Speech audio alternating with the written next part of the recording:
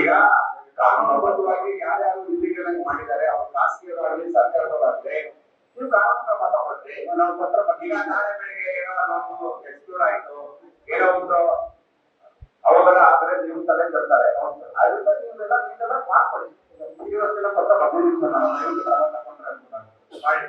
ಬಗೆಹರಿಸುತ್ತಲ್ಲ ನೀವು ಅವ್ರಿಗೆ ತಾಕೀತು ಮಾಡಿ ಅವ್ರು ಗಲಾಟೆ ಮಾಡಿ ನೀವು ತಗೋಬೇಕ್ರಿ. ಏನ್ ಕೆಲಸ ಮಾಡೋಣ ಮಾಡಿದ್ರೆ ಕಂಪ್ಲೇಂಟ್ ಕೊಡ್ಬೇಕು. ನೀವು ಸಿಇಒ ಕೊಡ್ತಾರೆ, ಇದೆಲ್ಲ ಬರೀಬೇಕು.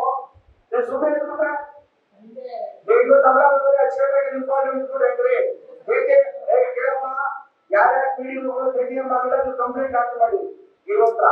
ಈಗ ನೋಡ್ರಿ ನಿಮ್ಮ ಮೇಲೆ ಕ್ರಮ ಕೊಡು. ನೀವೇ ಇದಕ್ಕೆ ಜವಾಬ್ದಾರರು. ನೀವು ಕೆಲಸ ಮಾಡಿದ್ರೆ ನಮ್ಮ ತಾಲೂಕಿಗೆ ಯಾವುದೇ ಕಾರಣಕ್ಕೂ ಕಾಂಟ್ರಾಕ್ಟರ್ ಪರವಾಗಿ ಕೆಲಸ ಮಾಡ್ತಾ ಹೋಗುದು. ನೀವು ಕರೆಕ್ಟ್ ಆಗಿ ನಮ್ಮ ಪಿಡಿಒಗಳಿಗೆ ಕನೆಕ್ಷನ್ ಕೊಡೋದು ನಿಮ್ಮ ಸಮಸ್ಯೆ ಬಗೆಹರಿಸ್ತಾರೆ. ನೀವೇನು ಮಾಡ್ತಾರೆ ಹೆಂಗ್ರಿ ಇದು ಅಂತ ಕೆಲಸ ಮಾಡಿ ನೀರಿನ ಸಮಸ್ಯೆ ಇದೆ ಅಂದ್ರೆ ಜನ ಏನಂತಪ್ಪ. ಪ್ರತಿಯೊಂದು ವಿಷಯ ಮರಮನೆ ನೀರು ಕೊಡ್ತೀವಿ ಅಂತ ಸ್ಕೀಮ್ ಮಾಡಿ ಪ್ರಾಜೆಕ್ಟ್ ಮಾಡಿ ಹಂಗೂ ಕುಡಿಯುವ ಸಮಸ್ಯೆ ತಾಂಡವಾದ ತಾಲೂಕಲ್ಲಿ ಅಂತ ಆದ್ರೆ ನೀವು ತಾರೆ ಹೊಣೆ, ಅಧಿಕಾರಿಗಳ ಹೊಣೆ. ಕೆಲಸ ಹೆಂಗ್ ಮಾಡ್ತಿದ್ರು ನೀವು? ನೀವಾಗೆ ನೋಟಿಸ್ ಇಶ್ಯೂ ಮಾಡ್ತಿದ್ರಿ. ಯಾರ ರೀತಿ ಜವಾಬ್ದಾರಿ ಯಾರು? ನಮ್ಮ ಗ್ರಾಮ ಪಂಚಾಯತಿ ಅಧಿಕಾರಿಗಳು ಸಮಸ್ಯೆಗಳಿದ್ದಾರೆ, ಪಿಡಿಒಗಳು ಹೇಳ್ತಾ ಇದ್ದಾರೆ, ಅವ್ರಿಗೆ ಹ್ಯಾಂಡ್ ಓವರ್ ಮಾಡ್ತಾರೆ, ಅವ್ರು ಕೆಲಸ ಮಾಡೋದು ಆಗ್ತಲ್ಲ, ಸಮಗ್ರ ಕುಡಿ ನೀರು ಕುಡಿದು ಆಗ್ತಲ್ಲ ಅಂತೇಳಿ ಒಂದು ಲೆಟರ್ ಮಾಡಿ ಸಿಇಒಗೆ ಮತ್ತೆ ಸಂಬಂಧಪಟ್ಟಂತೆ ಯೋಚನೆ ಮಾಡೋದು ಲೆಟರ್ ನಿಮ್ಮೇಲೆ ಕ್ರಮ ಆಗ್ತದೆ.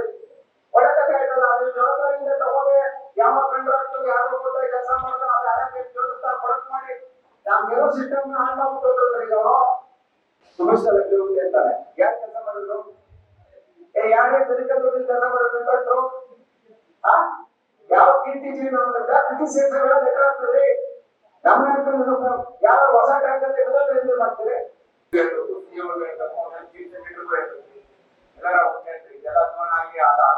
ಮಾಡಿದ್ರು.